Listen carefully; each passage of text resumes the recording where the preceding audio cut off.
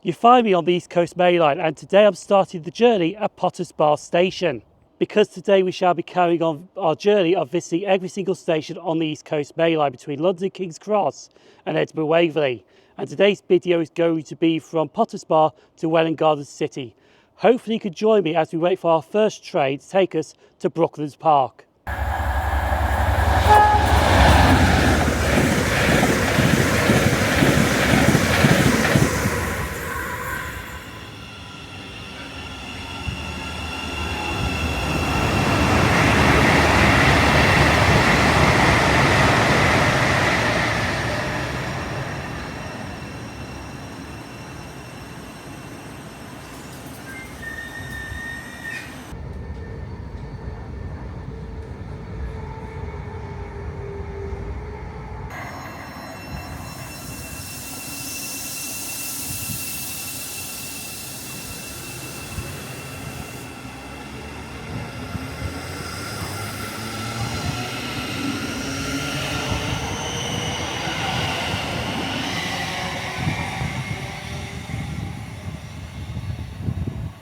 So I have now made it to station number 1. This is Brookmans Park. And this is a very interesting station. One side it's all fields and the other side's all residential area. But this is actually my first time being at Brookmans Park, and this is why I do the East Coast Main Line Challenge.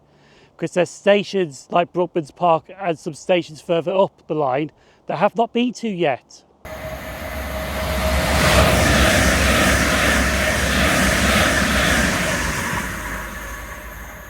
So Brookmans Park Station was opened by the London North Eastern Railway on the 19th of June 1926. This station also played a small part during World War II during the Anglo-Soviet Treaty. An A4 steam locomotive arrived at Brookmans Park and dropped off the Soviet Foreign Minister, who met the UK Foreign Minister, and they drove off to head to Chequers.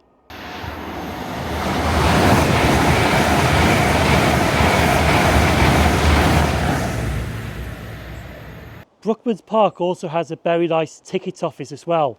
It's a lovely building, but unfortunately the ticket office is actually closed permanently. You can only get your tickets from the ticket machine. And return this way, the only way you get access to the platforms at Brookmans Park is by a footbridge. This footbridge is not disabled access friendly. So if you're in a wheelchair and come to Brookmans Park, unfortunately, there is no way getting onto the platforms.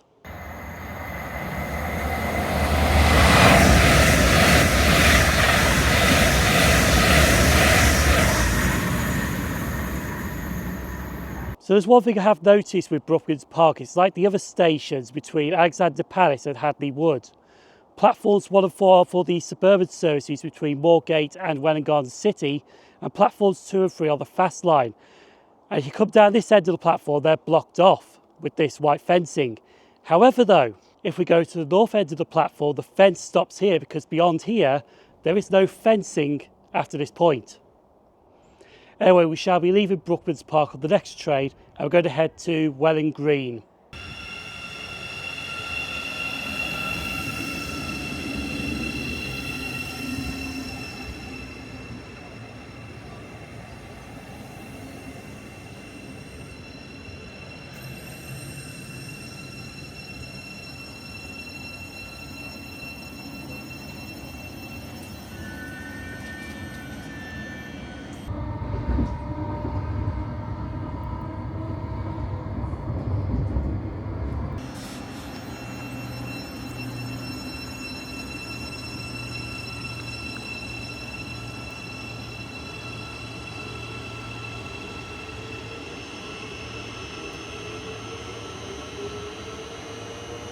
So this station coming at is a right gem on the East Coast Main Line, and this is my first time being here as well.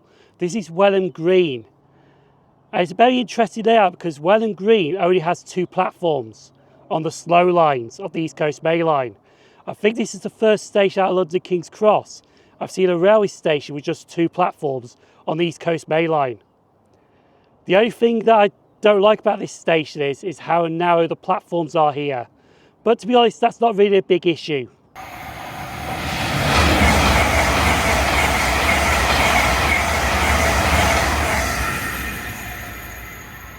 So this railway station actually opens much later It actually opened on the 29th of September 1986 by British Rail on the site of the former Marshmoor sidings.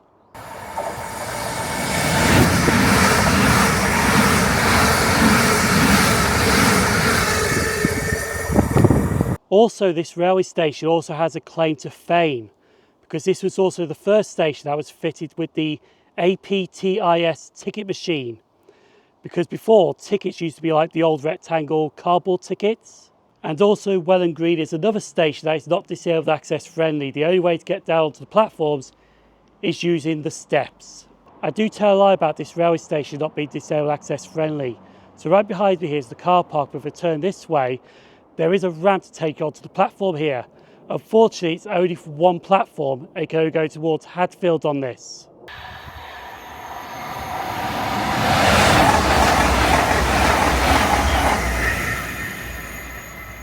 So between Welham Green and Hatfield, there was a rail disaster that happened on the 17th of October 2000, known as the Hatfield rail crash. A Class 91 locomotive with Mark IV coaches ended up derailing, killed about 4 people and injured about 70 people. And the cause of it was defragmentation to the rails. As trains went past over the rails began to crack, and that's what caused the derailment. But we shall be moving on to our next location, Hatfield, which is just one stop up the line.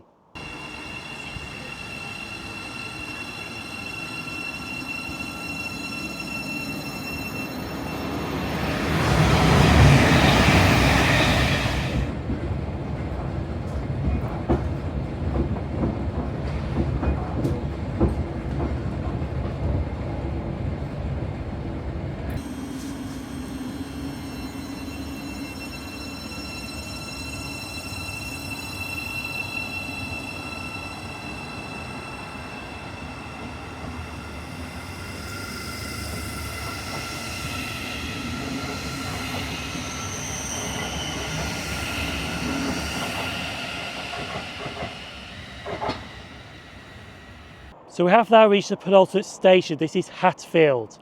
If I said Hatfield at Welham Green, I do apologise. But this is also my first time being at this railway station as well. But the one thing I've noticed about this railway station is how staggered the platforms are here. Platform 1 sees services towards Moorgate and London King's Cross. And platforms 2 and 3 are northbound platforms, but platform 3 is more used than platform 2. But platform 2 do see fast trains passing through this railway station.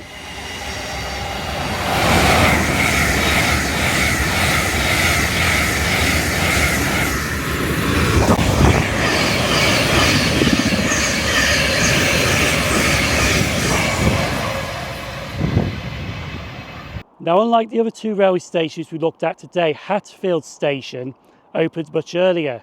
It opened on the 7th of August 1850 by the Great Northern Railway. In 1865 it became a junction station for services towards St Albans Abbey.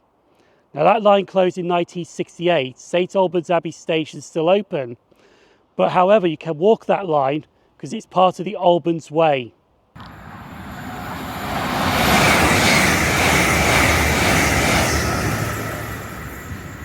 I would love to come back here one day to Hatfield and just film trains here because this is a lovely location on the East Coast Main Line.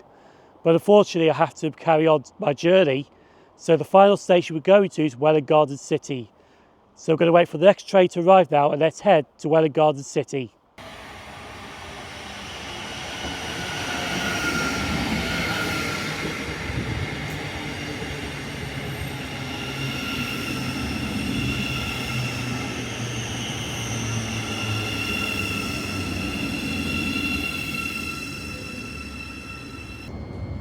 We will shortly be arriving at Welwyn Garden City, our final destination. Thank you for travelling with us. Please remember to take all your belongings with you when you leave the train.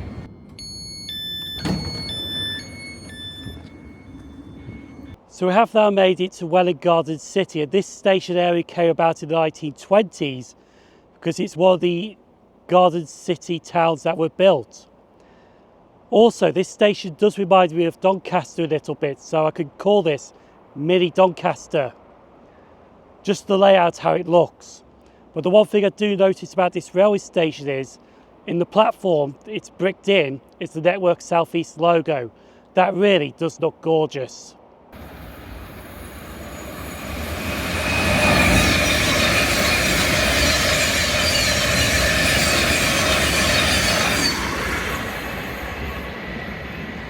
The Welwyn Garden City station I'm currently standing on is not the original station. The original station opened on the 1st September 1920 by the Great Northern Railway on a different location. That station closed in 1926 and this station opened by the London North Eastern Railway on the 20th September 1926. Also, this railway station used to serve 2 different lines, but they're long since gone. The first line went towards Leighton Buzzard, known as the Dunstable Branch Line. That closed in 1965, and the other line took trains towards Cowbridge via Coal Green. Now, Cowbridge station closed when the Hertford Loop line opened and trains ended up being diverted to Hertford North. But that line's also long since gone as well.